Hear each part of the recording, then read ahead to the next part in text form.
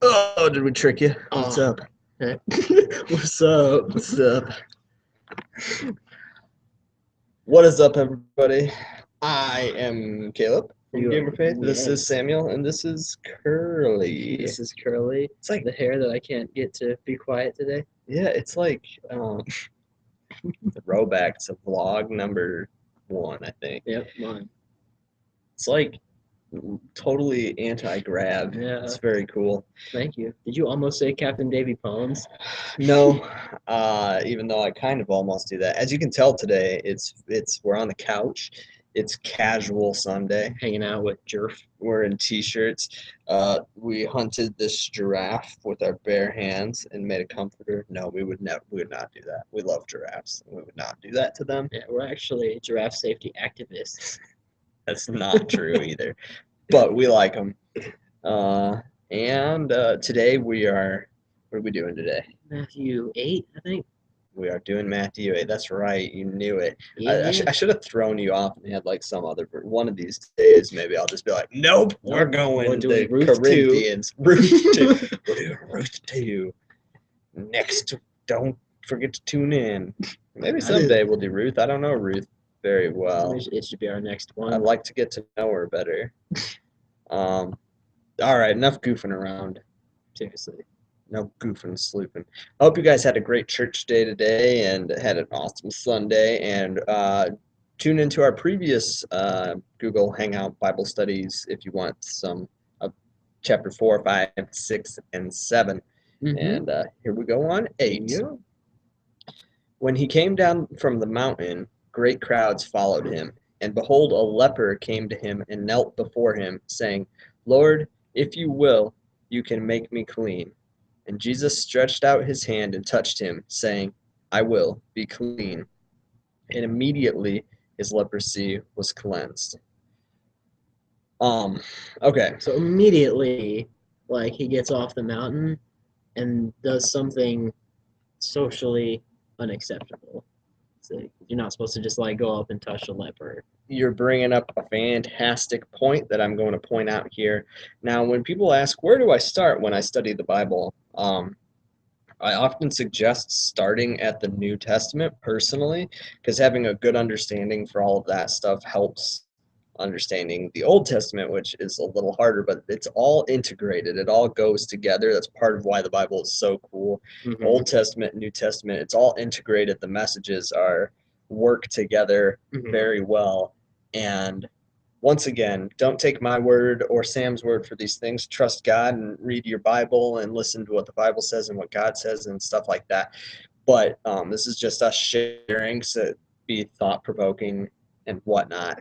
But no, as far as like my studies have gone, it's been a bit since I've looked at Leviticus, even though I am working through it. But what Jesus is doing here is more than just like healing some dude that's sick. Like if you don't know that context, then it's just like he's touching somebody and healing somebody that's sick, which is where I would have been most of my life in my understanding level. That's what you would have believed. That's what I would have believed. What did I say? That's what I would have been. I wouldn't have been a leper, but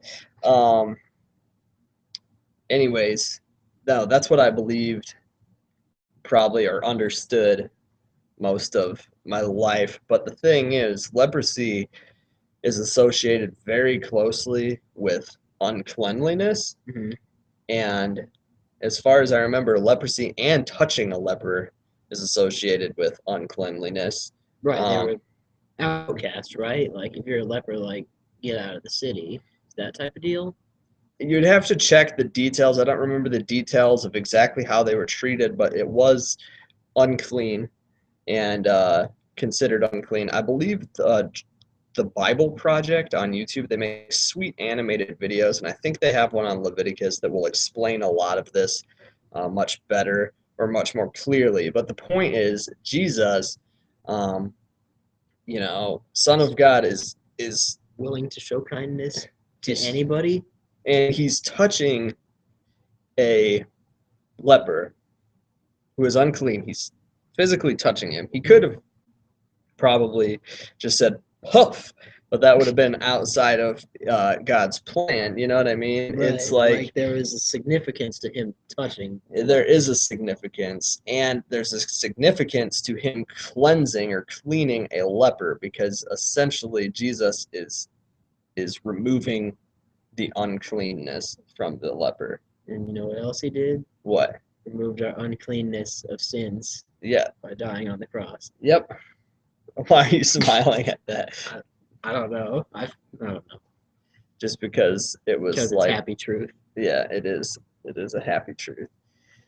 Um, that was like you trying to pull a sly one on me or Yeah, something. that was it. It was like, Um, so no, that's super cool, and that's very significant there. Um, and Jesus said to him, "See that you say nothing to anyone, but go show yourself to the priest and offer the gift that Moses commanded for a proof to them."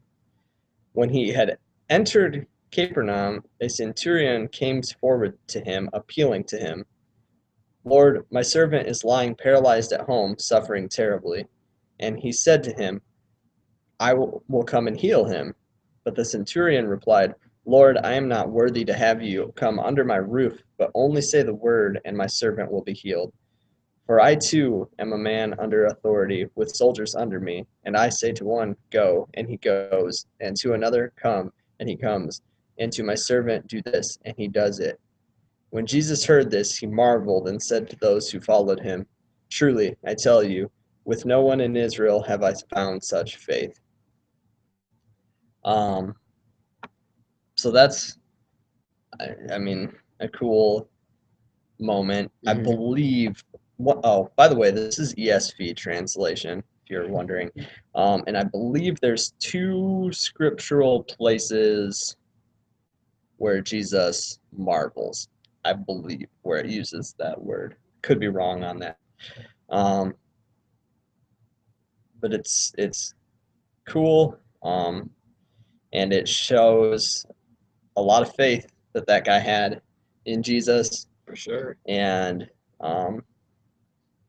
in the people of Israel, who should be, they should be the ones ready for this the most, I Mhm. guess, for him. Mhm. Um, and he's having trouble being challenged by the Pharisees and all that stuff. It's just interesting. Yeah. On a side note, could you imagine having Jesus come to your house? Like, flip out and like clean the whole thing, like, or like every nook and cranny.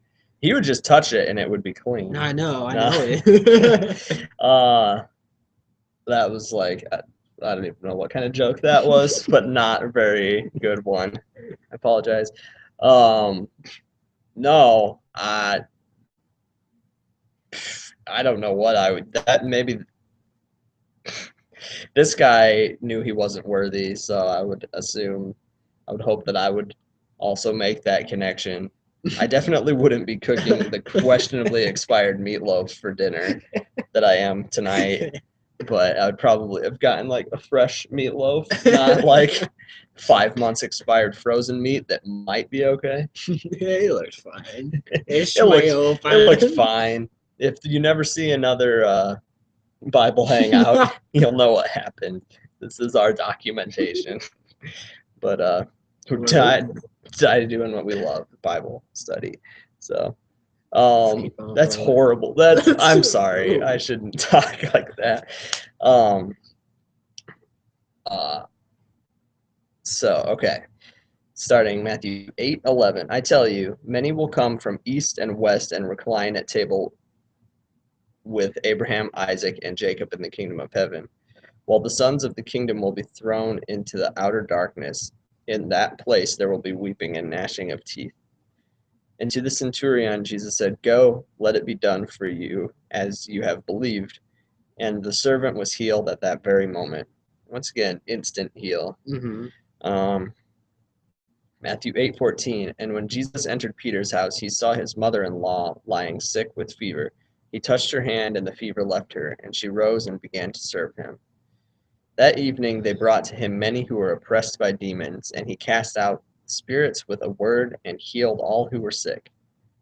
This was to fulfill what was spoken by the prophet Isaiah. He took our illness and bore our diseases. Now, when Jesus saw a crowd around him, he gave orders to go over to the other side. And a scribe came up and said to him, Teacher, I will follow you wherever you go. And Jesus said to him, Foxes have holes and birds of the air have nests, but the Son of Man has nowhere to lay his head. That's an interesting thing to think about. Um, Another of the disciples said to him, Lord, let me first go and bury my father. And Jesus said to him, Follow me and leave the dead to bury their own dead. Now that's a hardcore statement. There's a lot of commentary and stuff like that that talks about what he might be actually saying here. I like to listen to Chuck Missler commentary. And I believe if you go to the Gamer Faith website in the resources store, I believe that in the Bible resources there is a Matthew study. I very much enjoy listening to it. I haven't finished the Matthew one, but I've listened to a lot of it. It might also be on YouTube for you to check, but not. Yeah. There might be videos on YouTube. I think there is still, but anyways, I like listening to his commentaries because he considers a lot of different points of views, and he doesn't give an absolute, but he will like talk about a certain point of view and say, Right. this isn't necessarily correct, but many people think this, like use discretion or whatever. But a lot of people I have heard say that like what the guy was saying is like, let me wait for my father to die and then bury him, not like his father just passed away and like he wasn't able to go this like that day and bury him. Yeah. That makes a lot of sense. I don't know for sure what that is supposed to translate, but that is something that a lot of people think or teach. So it's something to think about. Sure. But that statement, leave the dead to bury their own dead, is super interesting. For sure. And when he got into the boat, his disciples followed him, and behold, there arose a great storm on the sea, so that the boat was being swamped by the waves, but he was asleep. And they went and woke him, saying, Save us, Lord, we are perishing. And he said to them, Why are you afraid, O you of little faith? Then he rose and rebuked the winds and the sea, and there was a great calm. I really like that specific passage. Yeah. A lot. It applies to so much, I think, in life. Stuff to think about. Like Expand. I'm just gonna retract. I'm just kidding. Like we go through our own like trials and tribulations and hard wins and stuff every day, and it's important to realize that he's above all and like in control of the situation. And can calm the storm. Right. Is that what you're kind of getting at? Yes. Was it our last chapter, Matthew 7, where it was like talking about the winds and the rain like beat on the house, but it stood because it was founded on the rock, something along those lines? Check out the last Hangout or check out Matthew 7 if you want. It kind of talks a little bit about that. Yeah. And a lot of times in the Bible, certain symbols will be used multiple times and have similar significance multiple times. Right. I mean, not necessarily everything that's used twice is like the same thing, but by any means. But sometimes it's something that you find. And another thing, like right there, in crazy situations, like obviously for them in the storm, in the heat of the ship, like in the craziness, in our own struggles and stuff in life, it's hard to put like faith in perspective and like be confident like the Lord's going to take care of it all, because then we start trying to fix it and like it ends up making it worse because we're too stressed out. We need to focus more on the source. Yeah, I mean, and he says like they're not seeing that he'll take care of it or that he can take care of it necessarily. They're in a panic. They don't seem to have the faith. He makes that statement like, why are you afraid, oh, you have little faith? And I'm working on an article for the Gamer Faith website about anxiety right now. There's a lot of places, Fear is not something that's good. It's a command not to have it. Mhm. So, um, and that's mentioned right there, and that's super interesting. All right, and going on. And the men marveled, saying, what sort of man is this, that even the winds and sea obey him? Now, I've heard that the word sea here is a mistranslation, and that it's actually like more like a lake. So the fact that there's such like a crazy storm going on may possibly, not necessarily, but may indicate more going on here than just a regular storm. Maybe something supernatural Yeah, possibly going on here. makes sense. And when he came to the other side, to the country of the Gadarenes, two demon-possessed men met him, coming out of the tombs, so fierce that no one could pass that way. And behold, they cried out, what have you to do with us, O Son of God? Have you come here to torment us before the time? Before the time is kind of an interesting thing to think about. Yeah, like a foreboding. It's that whole statement they make is kind of thought-provoking, but um, So, what thoughts are provoked? the fact that they know the timing is off, and the fact that he's so focused on the correct time, Mm-hmm. and just the fact that they acknowledge him as Son of God and bring up the fact that have you come here to torment us before the time. It's just interesting to me that it's like they have an understanding of something going on that we don't quite have a grasp of. Mm-hmm. Does that make sense? Yeah, it's like, sorry, it's like they know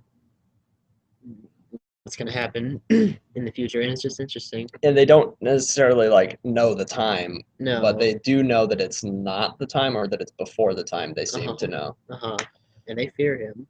Yeah, they're afraid. That's another like it shows Jesus' authority here. Mm-hmm. This is something very interesting happens here. I'm gonna throw something out to you guys, and I'm not necessarily saying it's true. Once again, something to think about, something I've heard that's an alternative way of thinking about this situation. Now a herd of many pigs was feeding at some distance from them, and the demons begged him, saying, if you cast us out, send us away into the herd of pigs. Um, that's the interesting thing here. So the demons are in someone, Mm-hmm. multiple, and they don't say, hey, just let us get out of here. They say, put us in those pigs. Right. And that's interesting to me because angels are not, these demons seem to need to inhabit something. That Mm-hmm. seems to be the way that they're described. They seem to Right. want to go from inhabiting one thing to inhabiting the other thing and having a host. Angels are shown, are shown to physically interact with physical beings, and they're not inside of other things or Right. people, Right. inhabiting, Mm-hmm. if that makes sense. And so they're most people believe fallen angels are the same as demons, and I don't know the answer to that. But if you were going to make an argument for the fact that demons and fallen angels might be two different sorts of things, Mm-hmm. this would be a good thing to think about. But once again, I don't know that that's true. There's a lot of other answers that could be for that, Uh-huh. but that's one theory that I've heard talked about. That's a good point. Yeah, but I kind of was thinking about that in my head, like trying to put two and two together, and then you brought it up, so it's cool. yeah. You mean about the way Yeah, angels I was behave? like, are fallen angels demons? I was like, Yeah, that thought came into my mind, and then you just spoke it. yeah.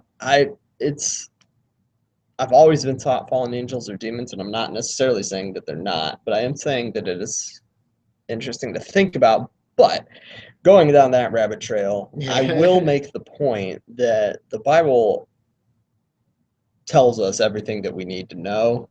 So devoting your life to going down this alley, like, and missing the point of like God's grace and love and No, Christ's mission is not worthwhile. no. Like, but it's just Interesting little interesting tidbit to thing think to about. think about. Yeah. Yeah. Um, or maybe interesting thing to cause you to take a step back about your assumptions, because some things in the Bible you just have to come to the conclusion and be humble that you are not right about everything, and probably, and like there are things that we're not going to understand Hmm. that God understands. You know Right. what I mean? Yeah, for sure. And um, all right, so and the demons, Matthew 8:31, and the demons begged him, saying, "If you cast us out, send us away into the herd of pigs." And he said to them, "Go." So they came out and went into the pigs, and behold, the whole herd rushed down the steep bank into the sea and drowned in the waters. Uh, do you think God caused those pigs to drown themselves?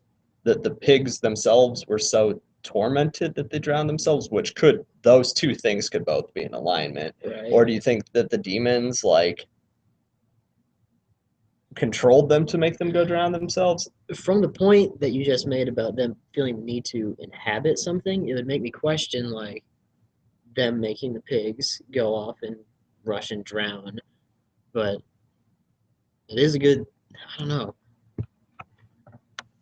because originally I would think that the demons would do it because why would the pigs do that? Right. But you make a good point. And Jesus allows them, these are beings that are tormenting people, Hmm. but he grants them to go into the pigs. It would be interesting if he also if he lets them go into the pigs, but then he knows that the pigs are going to go kill themselves.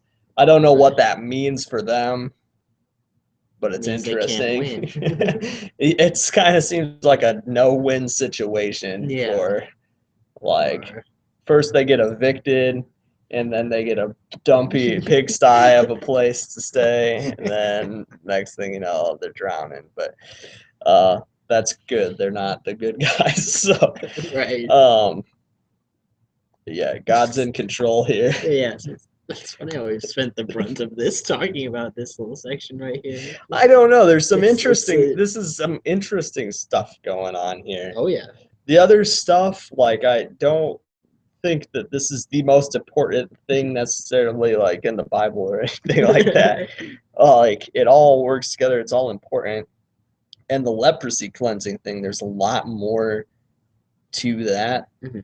Don't think that there's it's not Don't make me important. think. Don't make me think that there's not. But no, there's a lot to that, and I kind of anticipate that if you want more on this, and you should eventually dig deeper into this, these would try to keep these like half-hour long, kind of just go through brief on the surface stuff. There's lots of commentaries that talk in much more detail about all this stuff. Head over to blueletterbible.org and search Matthew 8, and you can click on like each one of these verses and find commentaries and stuff like that. Very interesting stuff. Hmm. So I highly recommend doing that, and that's one way to kind of hone in and make new discoveries. Like you take in the general, and then you study deeper, Yeah. and find a lot of cool stuff. Your eyes really begin to open as you explore further yourself. It's fascinating, interesting, awesome stuff. It's not don't ever, the Bible's not a boring book. No. Don't ever let anybody convince you of that, because it is the most amazing thing you could read. So Right. um all right, anyways, after that, Matthew 8:33, The herdsmen fled, and going into the city, they told everything, especially what had happened to the demon-possessed men. So it was men, not a man. I think I might have said it was a man, but it was multiple in the men, right? Mhm. Am I wrong? No, you're right. We'll check up there, but I believe so. But and behold, all the city came out to meet Jesus, and when they saw him, they begged him to leave their region. Uh, so Probably like a fear thing. Like, that sounds like a scary situation. I mean, he fixed the problem, right. but it is that would be a frightful thing to One, see. Plus, the farmers' pigs are all dead now. That's right, probably not something like he's super pumped about. right. There's that, and it's probably a fear thing seeing, a man stroll into town and like do all these seemingly impossible things. Like, it probably instills fear in a little bit of people because it's crazy. Like, not crazy, but it's Right. wild to see. But oh shoot, I just lost my train of thought. Where'd it go? It's just interesting that what Jesus does is he goes around and heals and restores Right. things. He puts things into the right place, and still people push him away. Hmm. And I mean, he's humble and he's good, and yeah, it is Yeah. interesting that he is rejected. Right. And he just goes around helping people nonstop and healing people, and like they reject him. Yeah. Sometimes they don't. Some people see it, some don't. It's not always necessarily the people you expect to see it. Right. That's part of the interesting thing about reading these gospels. One of the interesting things. Once again, there's a lot of things in here that are speculative, that are not like they're speculation or just things to think about. We're not necessarily saying one way or another, or that the most important thing you can do is like focus on that, but just we're just saying it's something to think about, and there's different theories about some of this stuff. If you have any ideas or thoughts, or we're missing something, Let us know in the comments below. yeah, please, the comments below. Um, we're not claiming to be Bible expert scholars or anything like that. We're just trying to go through here and read it and enjoy the word together with you guys. Mhm. So, if you have input, that's uh, that'd be perfect. We'd love to hear that and learn from you guys. Mhm. Iron sharpens iron type of thing. And don't go in the comments and tell us that we're heretics because we said this and this and you disagree with this thing, because we're not meaning to, like, we're all open for civil conversation and learning Mhm. through everybody or whatever. You know what I mean? Does Yeah, that yeah. make sense? Did I Yeah. say that correctly? Yeah, yeah. Okay. All right, but anyways, speaking of that, we love you guys. If you need prayer, let us know in the comments below or send us a message. You can For message sure. us Yeah. anytime. We care about you guys. We're Mhm. super happy to be able to do this Bible study with you. Let us know what other kinds of videos or articles you want to see, or maybe let us know how you found Gamer Faith or what kinds of things you like. We really do listen to that stuff. And we really do like hearing from you and replying to you guys and stuff like that. So thank you so much for Absolutely. tuning in. We love you guys. Anything else to add to that, Nope. Sam? You got it. Cool. All right, guys. Well, we will hopefully see you around here next Next episode. time. Yeah. Bye. Bye, guys.